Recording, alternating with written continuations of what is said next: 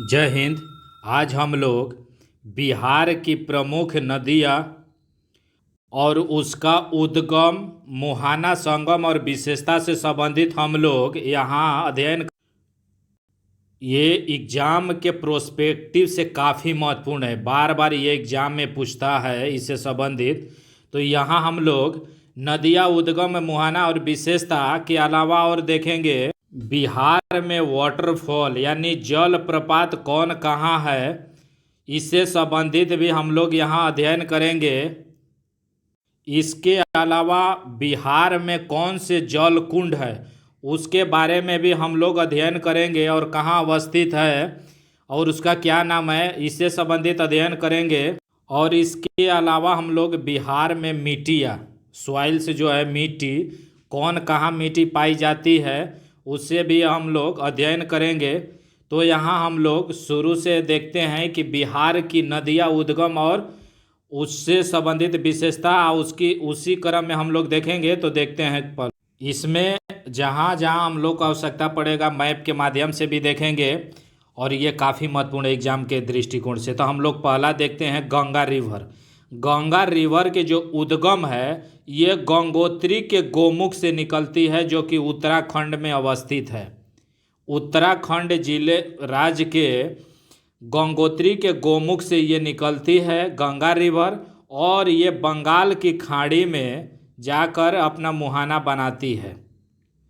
और इसकी विशेषता में अगर देखा जाए तो बिहार में जो है गंगा रिवर पर जो पटना, बक्सर, मोकामा, भागलपुर, मुंगेर ये शहर अवस्थित है।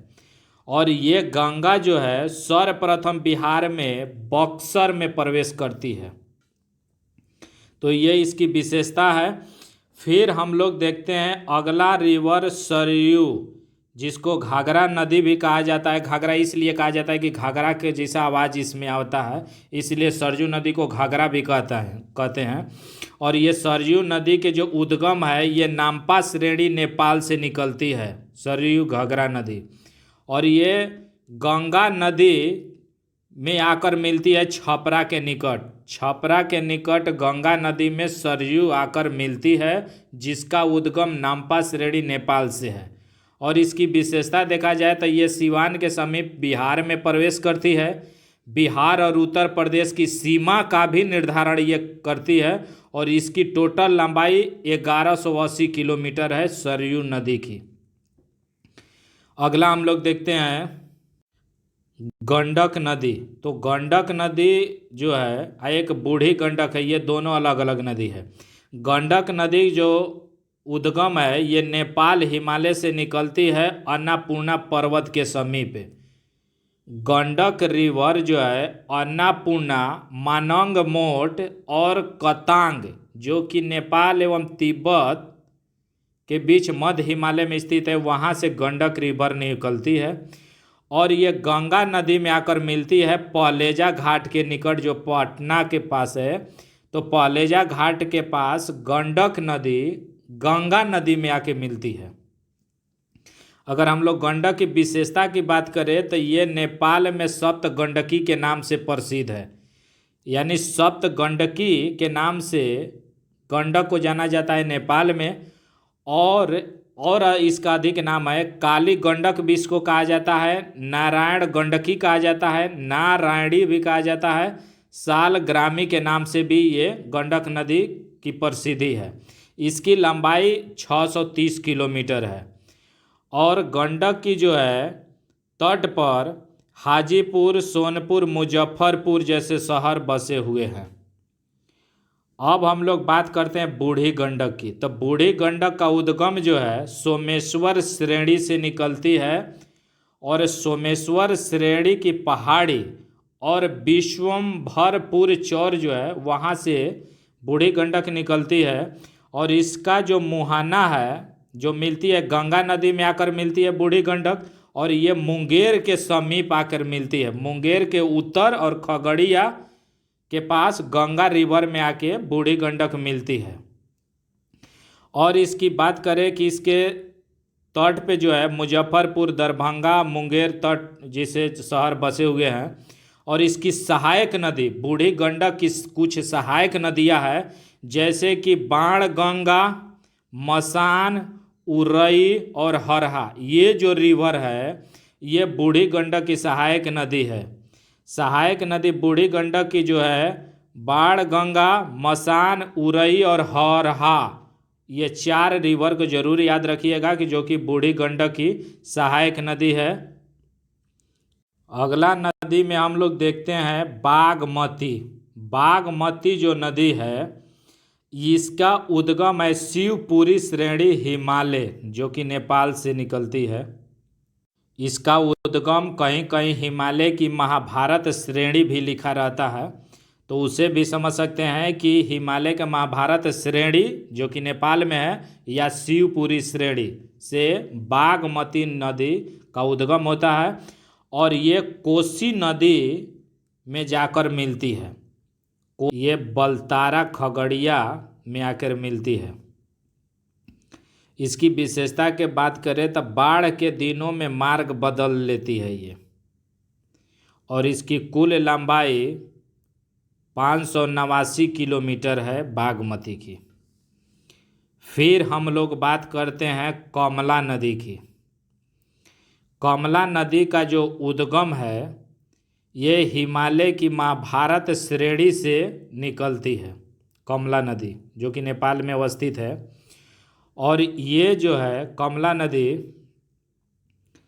ये कोसी की सहायक नदी है, यानी कि कोसी में आकर मिलती है दरजिया के पास। दरजिया के पास कोसी नदी में आकर मिलती है कमला नदी। इसकी विशेषता के बात किया जाए तो कमला नदी की विशेषता है कि मिथिला क्षेत्र की प्रसिद्ध नदी है। जो मिथिला क्षेत्र है उस क्षेत्र की प्रसिद्ध नदी कमला नदी है, और इसकी सहायक नदी जो है सौरी, ढोरी, बलान, ये प्रमुख सहायक नदियां हैं कमला नदी की। यानी कि सौरी, ढोरी और बलान जो है कमला नदी की सहायक रिवर है। और इसकी विशेषता देखें तो इन नदियों से मिलने के बाद इसका नाम जो होता है कमला बलान हो जाता है। यानी ये सहायक नदियाँ से जब मिलती है उसके बाद इसका नाम कमला नदी का नाम कमला बलान हो जाता है। मधुबनी जिले में बेग्राहा के पास भारत में ये प्रवेश करती है, और इसकी कुल लंबाई 328 किलोमीटर है कमला नदी की। अगला हम लोग देखते हैं नदी कोसी नदी के बारे में।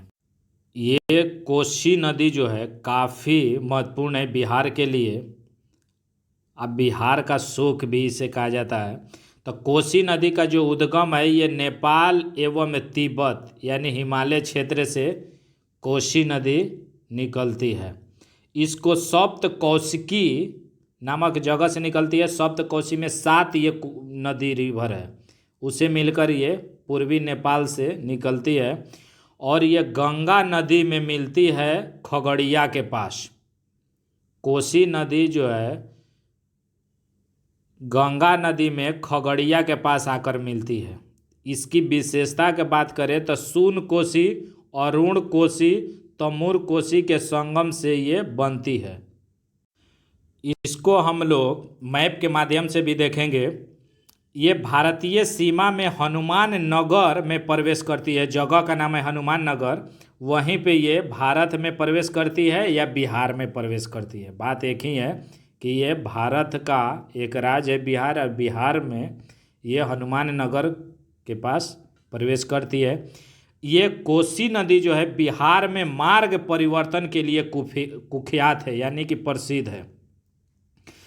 कोसी नदी को बिहार का शोक कहा जाता है। इसलिए कोसी नदी को बिहार का शोक कहा जाता है क्योंकि ये मार्ग ज़्यादा परिवर्तित करती है और बाढ़ का स्थिति भी कभी कभी उत्पन्न कर देती है। अगला हम लोग रिवर के बारे में बात करते हैं महानंदा। महानंदा नदी जो है ये दार्जिलिंग से निकलती है। महानंदा जो रिवर है ये हिमालय की महाभारत श्रेणी दार्जिलिंग क्षेत्र से निकलती है, और ये गंगा नदी में मिलती है। कटिहार के पास ये गंगा नदी में आकर मिलती है, और ये घोड़ा गारी जो घाट है बांग्लादेश आगे वहाँ भी मिलती है। तो ये बिहार में जो है महानंदा नदी, ये कटिहार के पास गंगा रिवर में मिलती है। और बिहार की अगर मैप में देखा जाए तो ये सबसे पूरब, यानी कि बिहार के पूर्वी एकदम बॉर्डर से होते हुए कटिहार में आकर मिलती है। तो ये बॉर्डर बनाते हुए सबसे पूरब में मिलने वाली बिहार में ये रिवर है जो गंगा से मिलती है।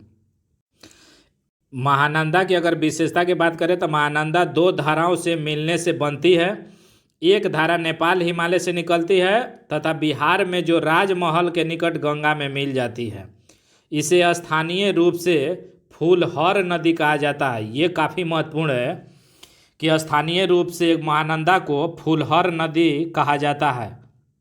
एग्जाम में पूछेगा कि फूलहर नदी का स्थानीय भाषा में किस नदी का नाम है, तो महानंदा का। दूसरी धारा जो है महानंदा दार्जिलिंग से निकलती है, जो कि पश्चिमी दिनाजपुर मालदा होते हुए बांग्लादेश में गंगा नदी से मिल जाती है। इसकी दो धाराएं हैं।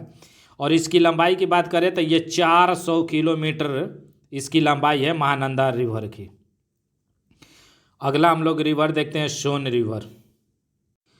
सोन नदी जो है ये उद्गम है मैकाल पर्वत के अमरकंटक श्रेणी से निकलती है, जो कि मध्य प्रदेश में स्थित है।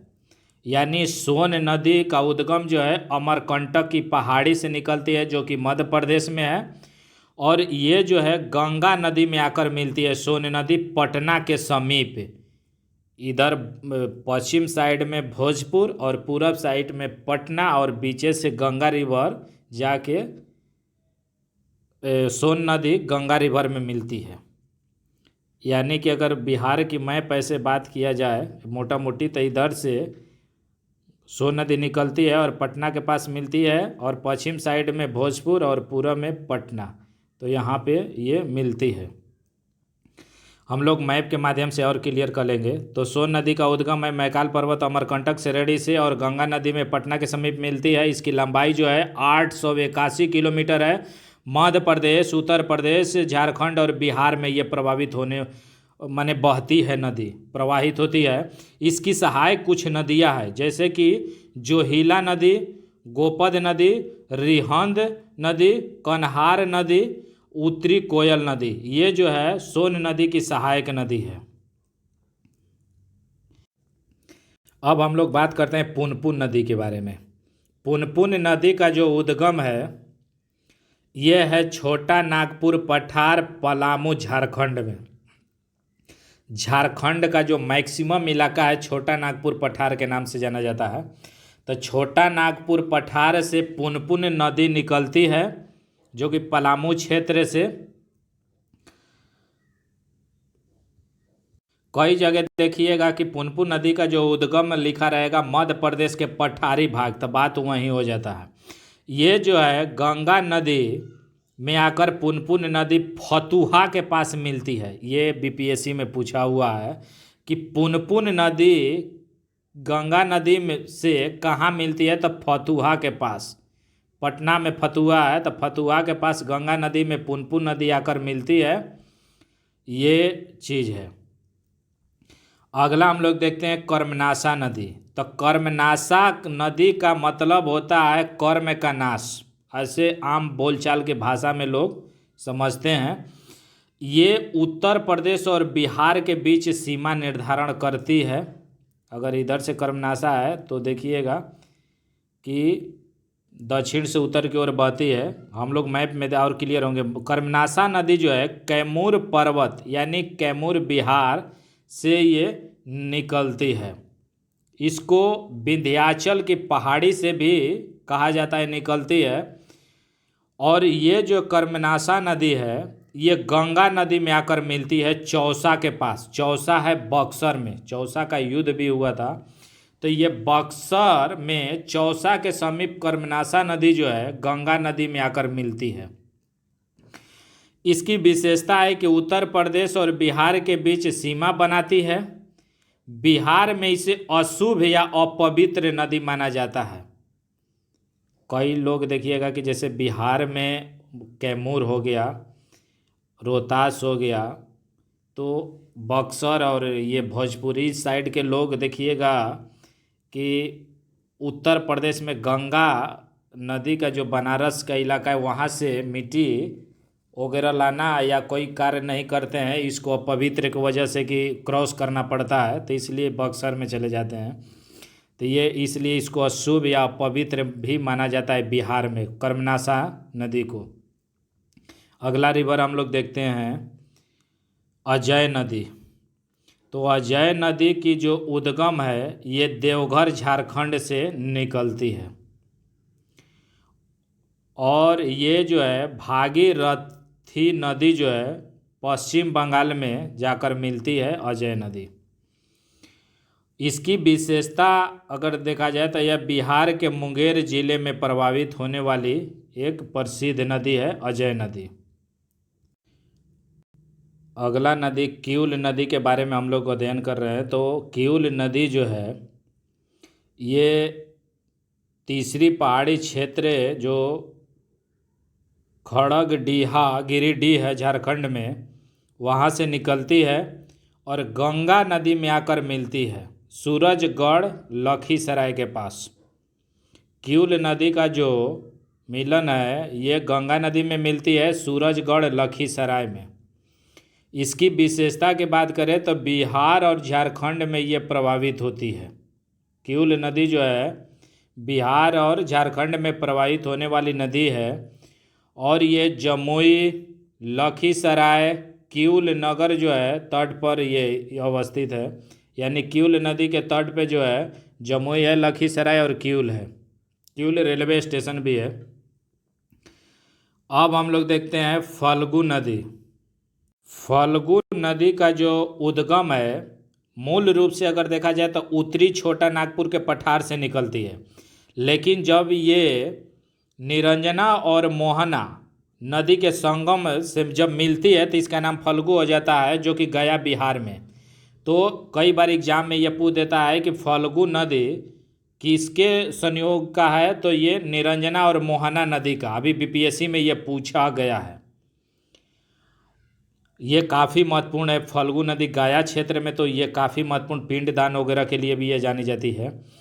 और ये जो है पुनपुन नदी में आकर मिलती है, जो कि आगे टाल जो क्षेत्र है से गंगा में फिर मिल जाती है बाद में। और यह फल्गु नदी की विशेषता बात करें तो ये बौद्ध और हिंदुओं के लिए काफ़ी महत्वपूर्ण नदी है। फल्गु नदी बौद्ध धर्म और हिंदू धर्म के लिए काफ़ी महत्वपूर्ण है। पितृपक्ष के दौरान पिंडदान के लिए प्रसिद्ध है। अभी हाल ही में जुडिशरी के जो पीटी हुआ है उसमें ये क्वेश्चन पूछा हुआ है कि पितृपक्ष जो मेला लगता है वो कौन सी रिवर पर लगता है, तो फल्गु रिवर पे। तो ये क्वेश्चन पूछा हुआ है और गया में अवस्थित है। तो यहाँ हम लोग बिहार के प्रमुख नदियाँ, उसका उद्गम स्थल और उससे संबंधित संगम और विशेषता देखे हैं। आगे हम लोग देखते हैं, कई बार क्वेश्चन बिहार में जो गंगा नदी है तो उसके उत्तर और दक्षिण से मिलने वाली नदी के बारे में क्वेश्चन पूछ लेता है। तो इसके बारे में हम लोग थोड़ा देख लेते हैं कि गंगा नदी से जो उत्तर दिशा से मिलने वाली कौन कौन सी प्रमुख नदियां हैं। तो उसमें घाघरा, गंडक, बूढ़ी गंडक, बागमती, कमला बलान, कोसी और महानंदा, ये जो रिवर है ये बिहार के अगर मैप देखिएगा तो बिहार के मैप में ये गंगा रिवर है। तो गंगा के उत्तर में यानी कि उत्तर की जो नदियां है पश्चिम से पूरब की, ये क्रम वाइज है कि पहले घाघरा गंगा से मिलती है, उसके बाद गंडक, बूढ़ी गंडक, बागमती, बलान, कमला बलान, कोसी और महानंदा। ये क्रम वाइज भी पश्चिम से पूरब भी याद रखिएगा। कई बार ये सीरीज में लगाने के पूछ देगा कि पश्चिम से पूरब उत्तर बिहार की नदियाँ जो गंगा से मिलती है वो कौन सी क्रम में है, तो वैसे भी याद रखेंगे। फिर जो है दक्षिण बिहार की अगर हम लोग बात करें तो दक्षिण बिहार में की जो नदियाँ है गंगा में आकर जो मिलती है उसमें कर्मनाशा है, उसके बाद सोन, पुनपुन, फल्गु, किउल, ये जो है पश्चिम से पूरब में गंगा नदी से आके मिलती है। तो ये काफ़ी महत्वपूर्ण है। फिर आगे हम लोग देखते हैं यहाँ दुर्गावती वाटरफॉल यानी जलप्रपात के बारे में देखते हैं। तो जलप्रपात दुर्गावती जो है ये जिला कैमूर में है। कैमूर जिले में दुर्गावती जलप्रपात है वाटरफॉल। इसकी विशेषता है कि यह कर्मनाशा की सहायक नदी दुर्गावती पर स्थित है और ये कैमूर या रोहतास पठार पर अवस्थित है। इसकी ऊंचाई है 80 मीटर या फीट में अगर चेंज किया जाए तो 260 फीट है। और ककोलत एक जलप्रपात है, ये काफ़ी प्रसिद्ध है, जो कि नवादा जिले में है, ककोलत नामक स्थान पे। ये ककोलत जो है नवादा में है, ककोलत पहाड़ी पर अवस्थित है। इसकी ऊंचाई 150 फीट है, यानी कि 150 फीट ऊंची ककोलत वाटरफॉल है जो कि नवादा जिले में स्थित है। अगर धुआं कुंड की बात करें तो धुआं कुंड जो नदी है, जो जलप्रपात, ये ताराचंडी जो रोहतास जिला है, धुआं कुंड जलप्रपात जो है रोहतास जिले में अवस्थित है। ताराचंडी की पहाड़ी है। ताराचंडी में जो चंडी मंदिर है तो उसी में ताराचंडी का मंदिर भी है। और वहीं पहाड़ी पर जो कि काव नदी, ये काफ़ी महत्वपूर्ण है कि कौन सी नदी का है, तो ये काव नदी पर धुआं कुंड जलप्रपात अवस्थित है। ये धुआं कुंड इसलिए कहा जाता है कि ये जब पानी गिरता है तो उसका धुआं जैसा उसमें से निकलता है, तो इसलिए इसको धुआं कुंड कहा जाता है, जो कि रोहतास जिले में है। सासाराम से कुछ ही दूरी पर है ताराचंडी। तो ये इसे भी याद रखेंगे। फिर अगला हम लोग देखते हैं, जो दुर्गावती नदी देखे थे, जो दुर्गावती जलाशय यानी जलप्रपात, तो उसी तरह का ये करकट जलप्रपात है। करकट जलप्रपात जो है ये भी कैमूर जिले में है। बिहार के कैमूर जिले में जो है करकट जलप्रपात अवस्थित है, जो कि कैमूर पहाड़ी के पास है। तो इसे भी याद रखेंगे। फिर अगला हम लोग देखते हैं, मांझर कुंड जो जलप्रपात है ये रोहतास जिले में स्थित है। सासाराम से देखिएगा कि काफ़ी नज़दीक है, 4-5 किलोमीटर। ये मांझर कुंड जो है रोहतास जिले में, बिहार के रोहतास जिले में अवस्थित है। तो इसे भी याद रखेंगे। यहाँ देखिएगा कि हर वर्ष पारंपरिक रूप से हजारों लोग रक्षाबंधन मनाने के लिए यहाँ जाते हैं मांझर कुंड में। ये काफ़ी मेला टाइप का यहाँ लगता है, लोग वेज नॉन वेज सब खाते हैं यहाँ पे जाकर। तो ये काफ़ी बढ़िया जगह है घूमने वाला। फिर आगे हम लोग देखते हैं बिहार में देखेंगे तो कई जल कुंड भी अवस्थित है, जो कि काफ़ी महत्वपूर्ण है एग्जाम के प्रोस्पेक्टिव से। तो इसका नाम हम लोग देखेंगे और उद्गम स्थल कहाँ पे है अवस्थित, क्योंकि कई बार एग्जाम में ये पूछा हुआ है और ये बार बार पूछता है। तो इसलिए हम लोग देखते हैं कि ब्रह्म कुंड, तो ब्रह्म कुंड जो है राजगीर में अवस्थित है। सबसे अधिक गर्म ये कुंड है ब्रह्म कुंड जो है। जो लोग राजगीर में जाते हैं घूमने, तो इस समय स्नान वगैरह लोग करते हैं। ऐसे कई तरह की मान्यताएं हैं। कोई लोग कहता है कि इसमें नहाने से कई रोग नहीं होता है, या इस तरह की चीज़ें हैं, तो लोग जाते हैं। तो ब्रह्म कुंड जो अवस्थित है राजगीर में है, सबसे अधिक गर्म है। सप्तधारा या सतधारवा जो है ये भी राजगीर में स्थित है। और सूर्य कुंड जो है राजगीर में अवस्थित है। मखदूम कुंड जो है राजगीर में स्थित है। नानक कुंड जो है राजगीर में स्थित है। ये सभी कुंड जो है काफ़ी महत्वपूर्ण है। फिर यहाँ ऋषि कुंड, तो ऋषि कुंड जो है मुंगेर जिले में स्थित है। सीता कुंड, तो सीता कुंड जो है मुंगेर जिले में स्थित है। लक्ष्मण कुंड जो है मुंगेर जिले में स्थित है। और रामेश्वर कुंड जो है मुंगेर जिले में स्थित है। यानी RSLR ऐसे याद कर सकते हैं कि ये, या सीता लक्ष्मण जो है रामेश्वर, राम पे रामेश्वर कर लीजिए, राम का जो ईश्वर है रामेश्वर कहलाता है। तो रामेश्वर, ये सभी, और ऋषि, ये सभी जो है मुंगेर जिले में स्थित है।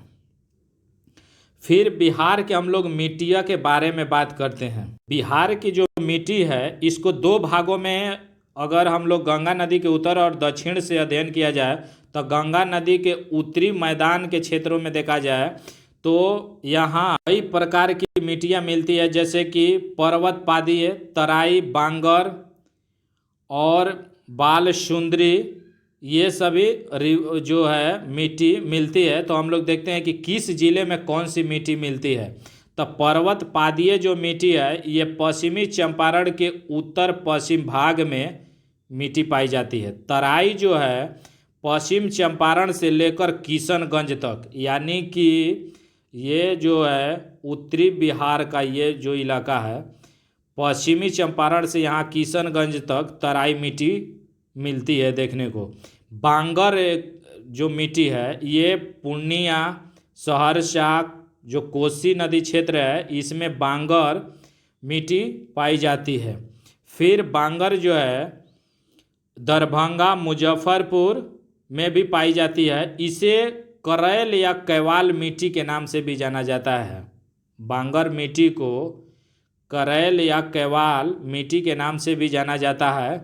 फिर बालसुंदरी का देखते हैं तो बालसुंदरी जो है पूर्णिया के दक्षिणी भाग से सहरसा तक क्षेत्रों में, दरभंगा और मुजफ्फरपुर के दक्षिणी भाग तक और सारण एवं चंपारण के कुछ भागों में ये मिलती है। फिर खादर अगर मिट्टी की बात करें तो ये नवीन जलोढ़ मिट्टी इसको कहा जाता है, खादर मिट्टी को। गंगा की जो दक्षिण मैदान है उसके अंतर्गत अगर मिट्टी की बात करें तो टाल मिट्टी, टाल मिट्टी जो है पटना, मुंगेर और भागलपुर क्षेत्रों में देखने को मिलता है।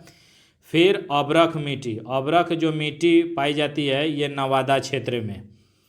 बलथर जो मिट्टी पाई जाती है ये कैमूर की पहाड़ी, राजमहल की पहाड़ी और छोटा नागपुर की पहाड़ी क्षेत्रों के निकट ये बलथर मिट्टी देखने को मिलता है। लोहा का अंश अधिक होने के कारण इसका जो कलर, जो रंग होता है, लाल होता है। बलथर मिट्टी जो होती है इसमें लोहे की अधिक मात्रा होने के कारण लाल होती है। जो बिहार में कैमूर के पठार के क्षेत्र में राजमहल की जो पहाड़ियाँ हैं, छोटा नागपुर का जो पठारी क्षेत्र है उसमें ये बलथर मिट्टी देखने को मिलती है। फिर अगला लाल बलुई मिट्टी देखते हैं। तो लाल बलुई मिट्टी जो है ये कैमूर एवं रोहतास के जो पठारी भाग है मोटे अनाजों की खेती के लिए प्रयुक्त की जाती है, लाल बलुई मिट्टी। तो इस प्रकार हम लोग यहाँ कई महत्वपूर्ण देखे हैं। फिर अब हम लोग एटलस के माध्यम से रिवर को रिवाइज कर लेते हैं कुछ ही समय में।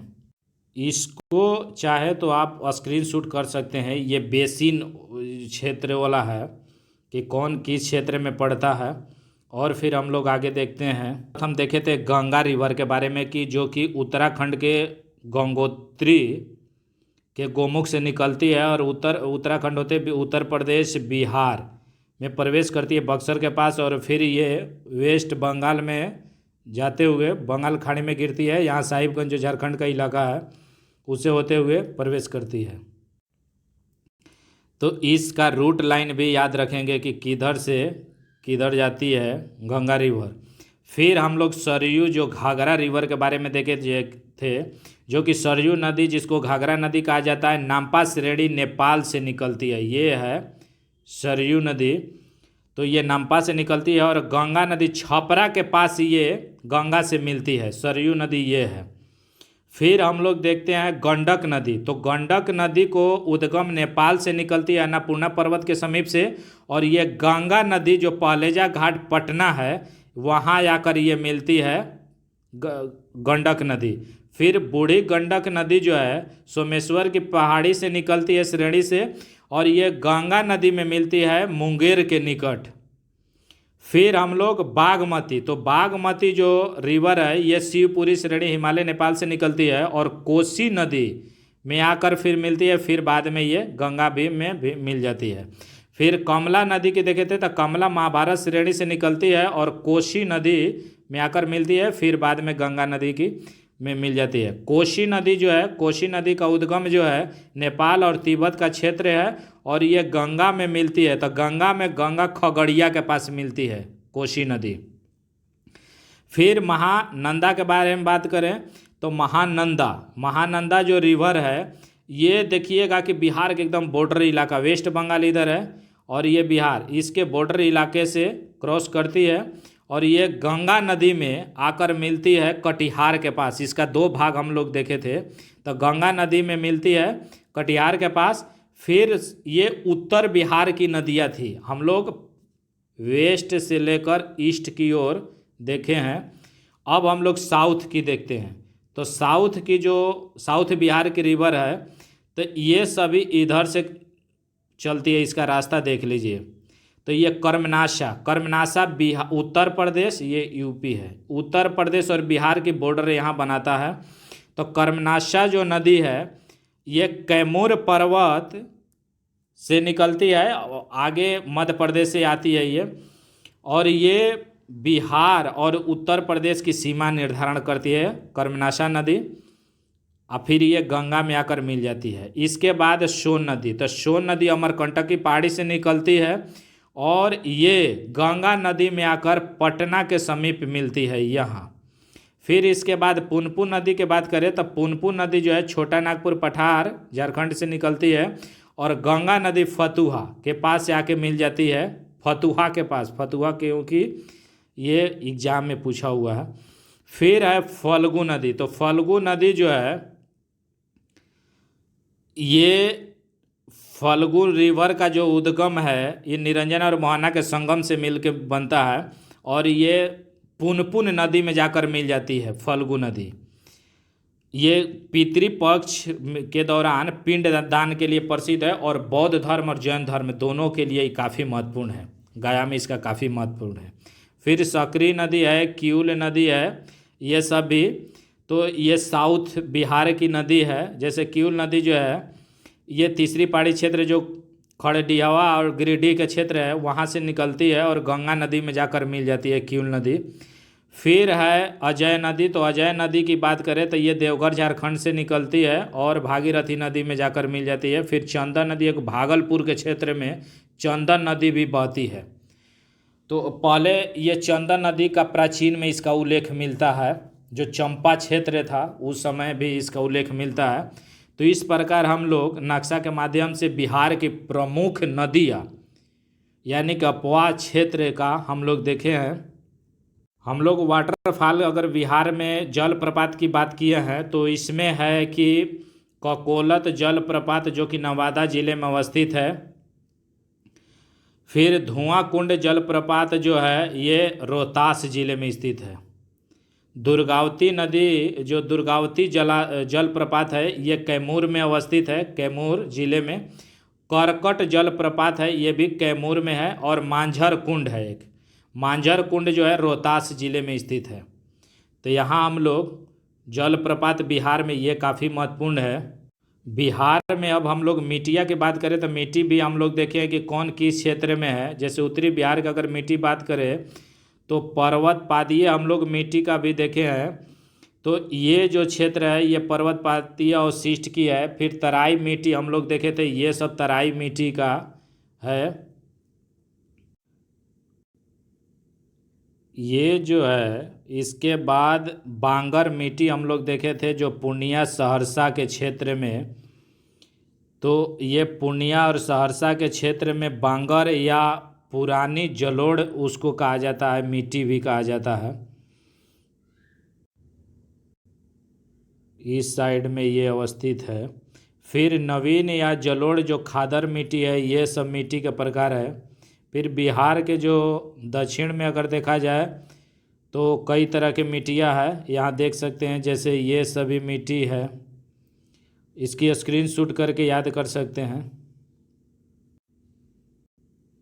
फिर ये पर्वत पादी है, यहाँ देखिए ये है पुरानी जलोढ़ मिट्टी है जिसको करेल कैवाल मिट्टी भी कहा जाता है। ये एग्जाम में पूछा हुआ है कि करेल कैवाल मिट्टी जो बांगर मिट्टी होती है उसी को कहा जाता है या पुरानी जलोढ़ मिट्टी।